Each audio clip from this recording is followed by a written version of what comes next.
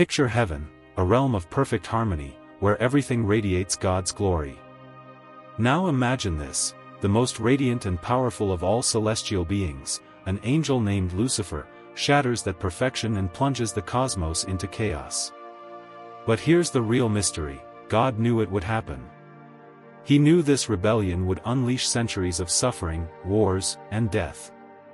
Why, then, would he create Lucifer?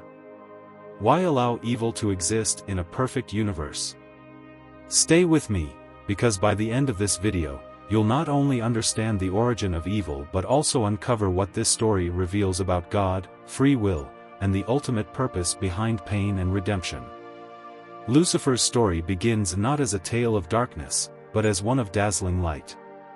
The name Lucifer itself means light bearer or morning star, reflecting his extraordinary brilliance and purpose.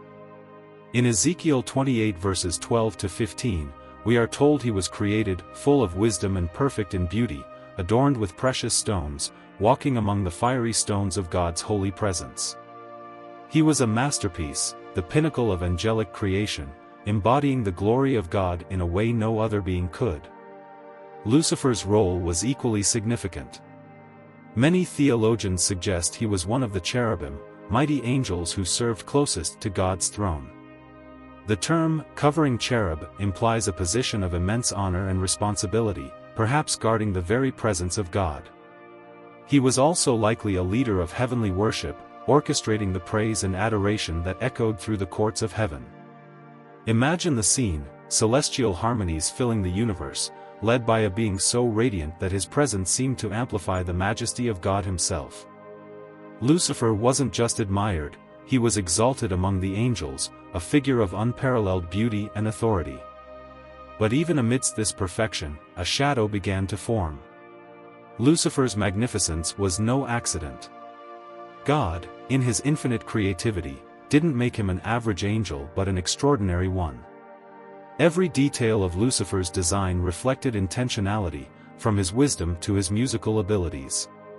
Some interpretations of Ezekiel 28 verse 13 suggest that his very being was crafted with instruments, making him a living symphony of worship. This uniqueness, however, came with a risk: the greater the gift, the greater the temptation to misuse it. Lucifer's beauty and brilliance became a mirror, and instead of reflecting God, he began to admire his own reflection. Isaiah 14 verses 13 to 14 reveals the tragic turn in his heart. "You said in your heart, I will ascend to the heavens, I will raise my throne above the stars of God. I will make myself like the Most High." Notice the repetition of "I will." This isn't just ambition, it's arrogance. Lucifer's fall began not with an external action but with an internal decision.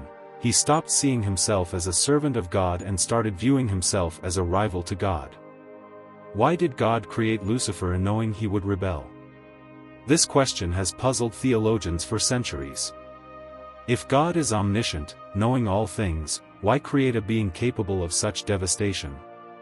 To answer this, we must understand one of the most profound aspects of God's nature: his desire for genuine love. Love, by its very nature, requires freedom. It cannot be programmed, manufactured, or forced. If God wanted creatures to love him truly, he had to give them the ability to choose. This gift of free will is what made Lucifer, and all of us, capable of incredible beauty but also capable of incredible destruction. Lucifer was given the freedom to glorify God, yet he used that freedom to glorify himself. God didn't create evil, but he created the potential for it because he valued love over control. And even in the face of rebellion, God's sovereignty wasn't shaken. Lucifer's story is a sobering lesson for all of us. It shows how even the greatest blessings can become curses when misused. Pride, the belief that we can be self-sufficient apart from God, is the root of all sin. It's the same trap Lucifer fell into, and it's one we face daily. But there's also hope in this story. The fact that God gave Lucifer such gifts reminds us of his incredible generosity. It also reveals his patience and mercy, even in the face of rebellion. So here's a question for you: Are there areas in your life where pride might be blinding you to the blessings God has given you? Reflect on this. And while you're at it, share your thoughts in the comments below. Do you believe free will is worth the risk of rebellion? Let's wrestle with this profound question together. If this message resonates with you, don't forget to like this video and subscribe. The next section will dive even deeper into Lucifer's fall and what it means for us today. Let's explore these mysteries together. Lucifer's fall is one of the most dramatic and tragic moments in the history of creation. How could a being so magnificent, so close to God, turn against him? To understand this, we must delve deeper into the choices Lucifer made, the nature of his rebellion, and the impact it had on the cosmos. Lucifer's rebellion wasn't a sudden act of disobedience, it was the culmination of pride festering in his heart. As we saw in Isaiah 14 verses 13 to 14, his internal mantra was a series of "I wills." I will ascend to the heavens. I will raise my throne above the stars of God. I will make myself like the Most High. This wasn't a rejection of God's existence but a rejection of his authority. Lucifer didn't want to abolish God, he wanted to replace him.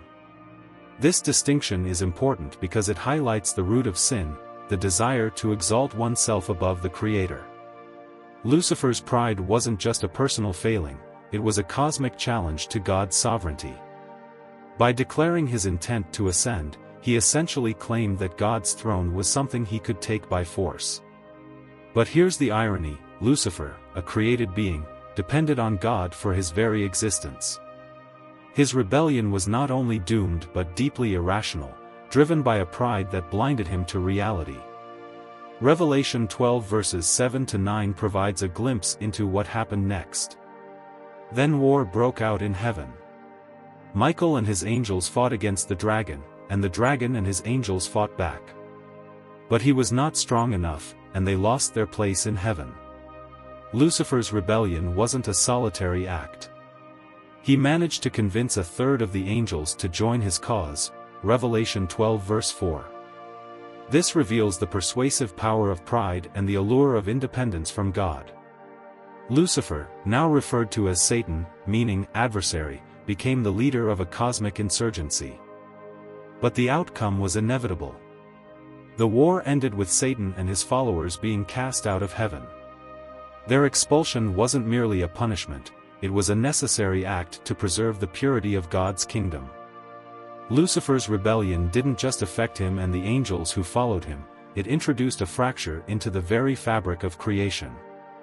When Satan was cast out, his domain shifted to the earth, as Jesus himself acknowledged, "I saw Satan fall like lightning from heaven," Luke 10 verse 18.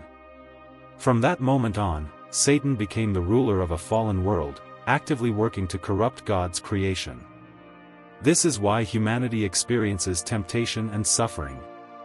When Satan deceived Adam and Eve in the Garden of Eden, he replicated his own rebellion, inviting humanity to doubt God's goodness and seek independence. Here's the sobering truth: every act of sin, every moment of pride, is an echo of Lucifer's original rebellion. The story of his fall isn't just ancient history, it's a reflection of the ongoing struggle in our own hearts. One question remains: why didn't God destroy Lucifer immediately? Wouldn't that have prevented countless suffering?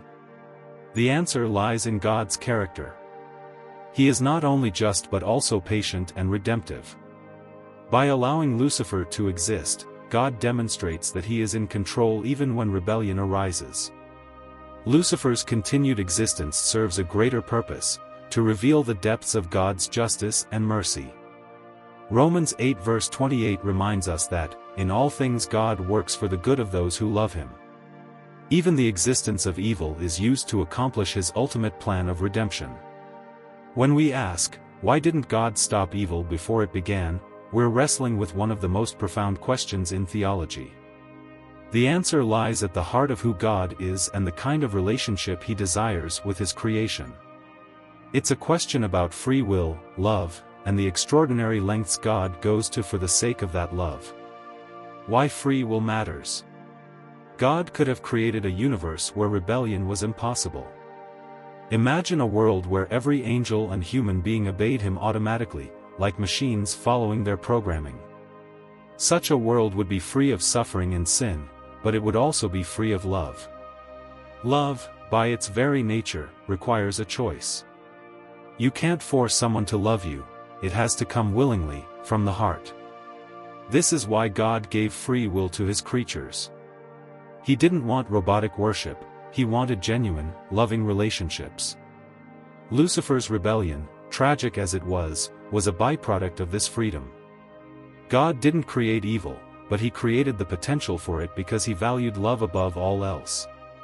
The same is true for humanity. When Adam and Eve sinned, they exercised their free will in the same way Lucifer did, choosing their own desires over God's will. The risk God took. Here's something to consider: God knew the cost of granting free will before he even created the universe. He knew that Lucifer would rebel, that humanity would fall, and that redemption would require the ultimate sacrifice, his own son. This wasn't a failure on God's part, it was an act of profound love. Revelation 13 verse 8 describes Jesus as the Lamb who was slain from the foundation of the world.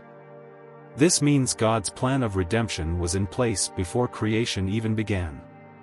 He saw the rebellion, the suffering, and the cross, and he still said, "It's worth it."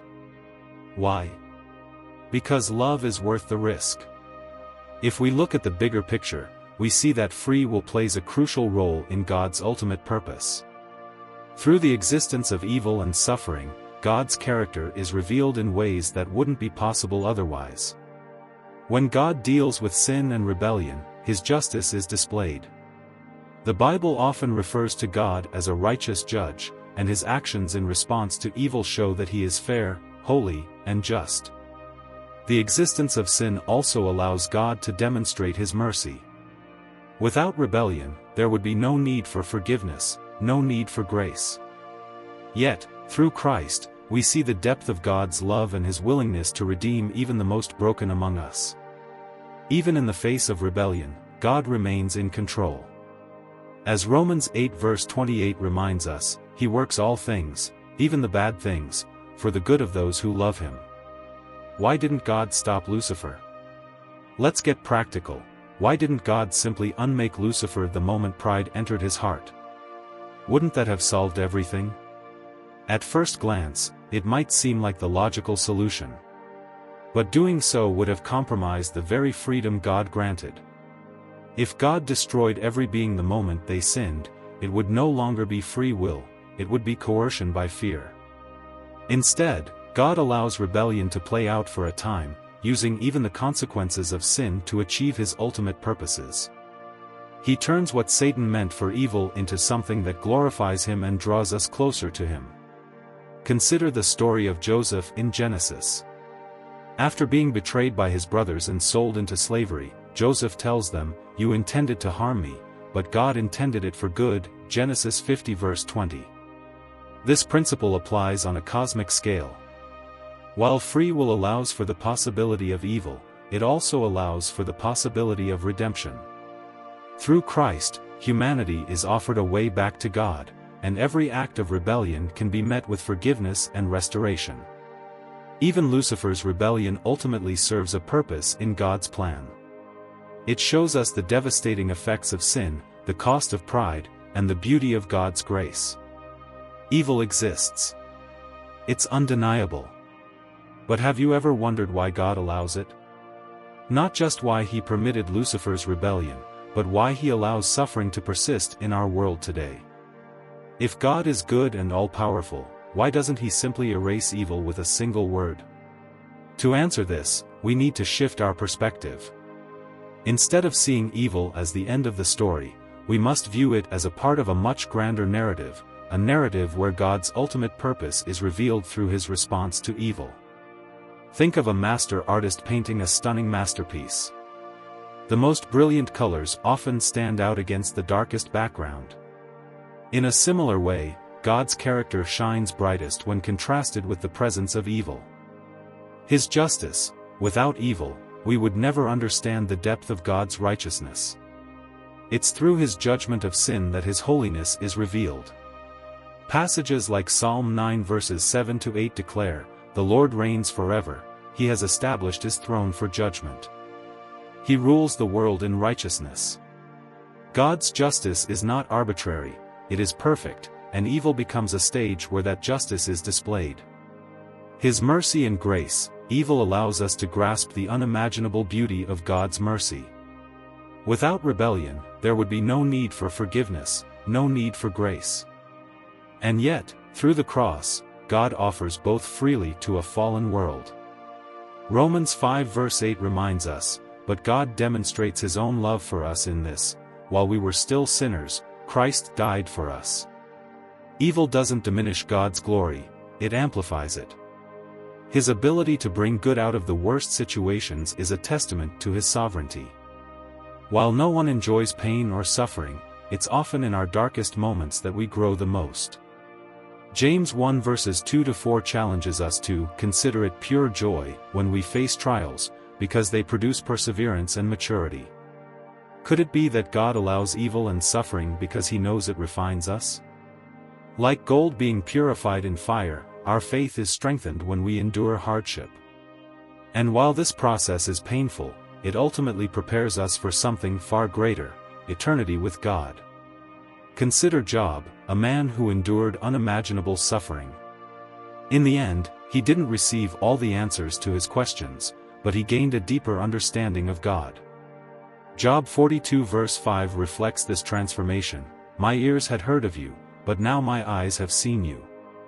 Sometimes, the purpose of suffering isn't to explain it but to draw us closer to the one who redeems it.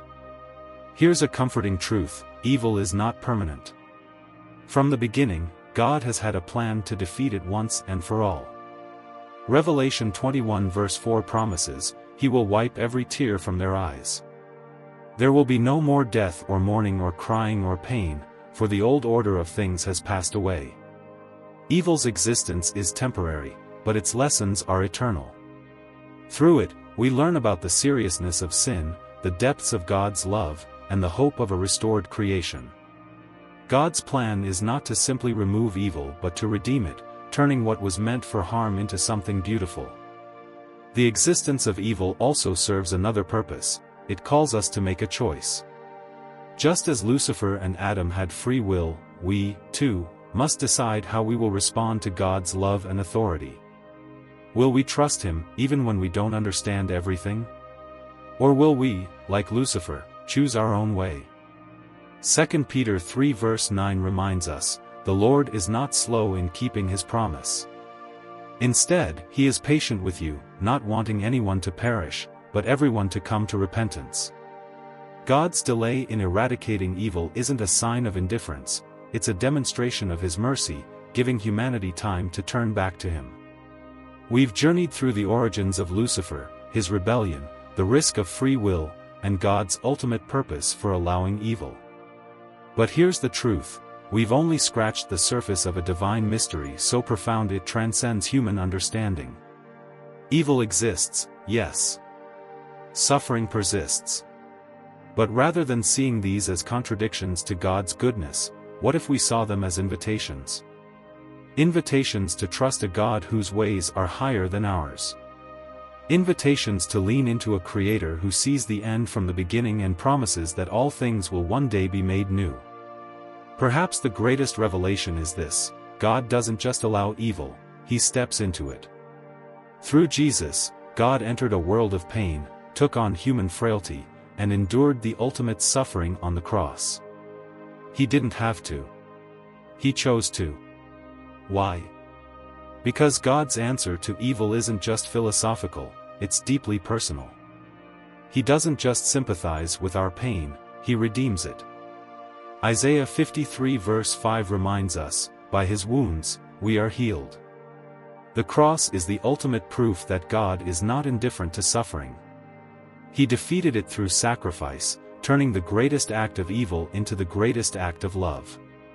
The final question: what will you do with this truth? The story of Lucifer, the existence of evil, and the reality of suffering all point us to a choice. Will we trust God's plan, even when we don't fully understand it? Or will we, like Lucifer, seek control and independence at the cost of our peace.